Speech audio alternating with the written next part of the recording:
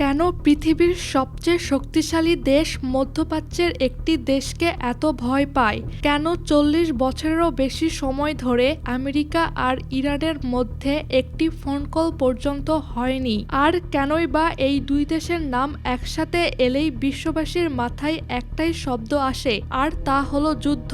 ২০২০ সালে মাত্র কয়েক ঘন্টার ব্যবধানে পুরো পৃথিবী বুঝে গিয়েছিল আজ যদি একটি ভুল হয় কাল ইতিহাস বদলে যেতে পারে। কিন্তু এই ভয় কি হঠাৎ তৈরি হয়েছে, নাকি এই শত্রুতার শেকড় অনেক গভীরে? এই গল্প শুরু হয় দ্বিতীয় বিশ্বযুদ্ধেরও আগে।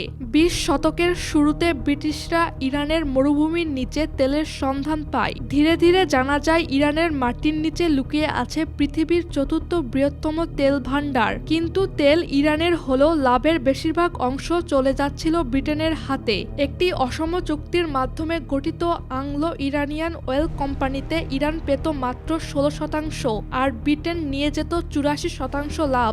ইরানের শ্রমিকরা মানবেতর জীবনযাপন করত, অথচ বিদেশিরা সেই তেল থেকে বিপুল সম্পদের মালিক হয়ে উঠেছিল। দ্বিতীয় বিশ্বযুদ্ধ শুরু হলে ইরান কৌশলগতভাবে অত্যন্ত গুরুত্বপূর্ণ হয়ে ওঠে। সোভিয়েত ইউনিয়নের দক্ষিণ সীমান্তে অবস্থান এবং বিশাল তেল ভান্ডারের কারণে ব্রিটেন ও সোভিয়েত উভয়ই ইরানকে সন্দেহের চোখে দেখতে শুরু করে। নিরপেক্ষ দেশ হওয়া সত্ত্বেও ১৯৪১ সালে ইরানে তারা যৌথভাবে আক্রমণ চালায়। প্রযুক্তি ও সংখ্যায় পিছিয়ে থাকা ইরান মাত্র এক সপ্তাহের মধ্যে আত্মসমর্পণ করতে বাধ্য হয়। তখনকার শাহকে সরিয়ে ক্ষমতায় বসানো হয় তার তরুণ ছেলে মোহাম্মদ রেজা পাহলভিকে, যাকে বিদেশি শক্তিগুলো নিজেদের সাথে সহজে নিয়ন্ত্রণ করতে পারবে বলে মনে করেছিল। যুদ্ধ শেষ হলে বিদেশি সেনারা চলে যায়, কিন্তু তেল নিয়ে কারচুপি চলতেই থাকে। ১৯৫১ সালে ইরানের গণতান্ত্রিকভাবে নির্বাচিত প্রধানমন্ত্রী মোহাম্মদ মোসাদ্দেক দেশের তেল সম্পদ রাষ্ট্রীয়করণ করেন। এই সিদ্ধান্ত পশ্চিমা শক্তিকে ক্ষুব্ধ করে তোলে। ১৯৫৩ সালে ব্রিটিশ MI6 ও আমেরিকার CIA মিলে ইরানে একটি সামরিক অভ্যুত্থান ঘটায়। শত শত মানুষ নিহত হয়, মোসাদ্দেক গৃহবন্দী হন, আর শাহ আবার ক্ষমতায় ফিরে আসেন, এবার পুরোপুরি একনায়ক হিসেবে। এরপর থেকে ইরান ধীরে ধীরে আমেরিকার ঘনিষ্ঠ মিত্রে পরিণত হয়। সোভিয়েত ইউনিয়নের বিরুদ্ধে ঠান্ডা যুদ্ধে ইরান ছিল যুক্তরাষ্ট্রের গুরুত্বপূর্ণ কৌশলগত সঙ্গী, কিন্তু এই মিত্রতার মূল্য দিতে হয় ইরানের জনগণকে। শাহ গড়ে তোলেন ভয়ঙ্কর গোপন পুলিশ বাহিনী, হাজার হাজার রাজনৈতিক বিরোধীকে গ্রেপ্তার ও নির্যাতন করা হয়। পশ্চিমা সংস্কৃতি ও ধর্মনিরপেক্ষতা জোর করে চাপিয়ে দেওয়া হয়, যা ধর্মপ্রাণ ও সাধারণ মানুষের মধ্যে ক্ষোভ আরও বাড়িয়ে তোলে। এই ক্ষোভই ১৯৭৯ সালে বিস্ফোরণের রূপ নেয়। লক্ষ লক্ষ মানুষ রাস্তায় নেমে শাহর শাসনের বিরুদ্ধে প্রতিবাদ জানায়। এক পর্যায়ে সেনাবাহিনীর ভেতরেও ভাঙন ধরে এবং শাহ দেশ ছেড়ে পালাতে বাধ্য হন। দীর্ঘ ১৫ বছর নির্বাসনের পর ইরানে ফিরে আসেন আয়াতুল্লাহ খামেনি। রাজতন্ত্র বিলুপ্ত করে গঠিত হয় ইসলামী প্রজাতন্ত্র ইরান, যার ভিত্তি ছিল ধর্মীয় শাসন ব্যবস্থা এবং পশ্চিমা প্রভাবের প্রতি চরম বিরোধিতা।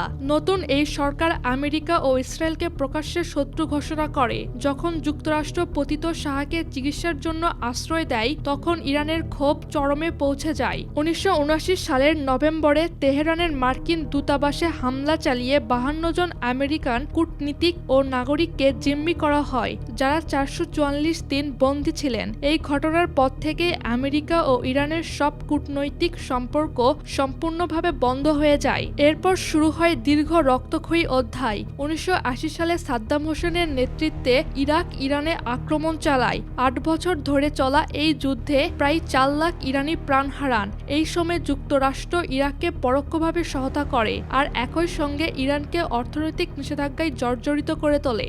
যুদ্ধ চলাকালীন ও পরবর্তী সময়ে ইরান সমর্থিত হিজবুল্লাহর মাধ্যমে আমেরিকান সাথে একাধিক হামলার অভিযোগ ওঠে, যা দুই দেশের সম্পর্ককে আরও বিষাক্ত করে তোলে। ১৯৮৮ সালে উত্তেজনা আরও বাড়ে যখন একটি মার্কিন যুদ্ধজাহাজ ভুলবশত ইরানের একটি যাত্রীবাহী বিমান ভূপাতিত করে। ২৯০ জন নিরীহ মানুষ নিহত হন, একজনও বেঁচে যাননি। এই ঘটনায় ইরানের জনগণের মধ্যে গভীর ক্ষত সৃষ্টি করে, যা আজও তাদের স্মৃতিতে দগদগে হয়ে আছে। দীর্ঘ টানাপোড়েনের পর 2015 সালে একটি পারমাণবিক চুক্তির মাধ্যমে সম্পর্ক স্বাভাবিক হওয়ার আশা দেখা দিয়েছিল, কিন্তু 2018 সালে যুক্তরাষ্ট্র সেই চুক্তি বাতিল করলে আবারও নিষেধাজ্ঞা ও উত্তেজনা ফিরে আসে। অবশেষে 2020 সালে এক মার্কিন ড্রোন হামলায় ইরানের শীর্ষ সামরিক কমান্ডার কাসেম সোলাইমানি নিহত হন। এর জবাবে ইরান মার্কিন ঘাঁটিতে ক্ষেপণাস্ত্র হামলা চালায় এবং পুরো বিশ্ব যুদ্ধের আশঙ্কায় শিউরে ওঠে।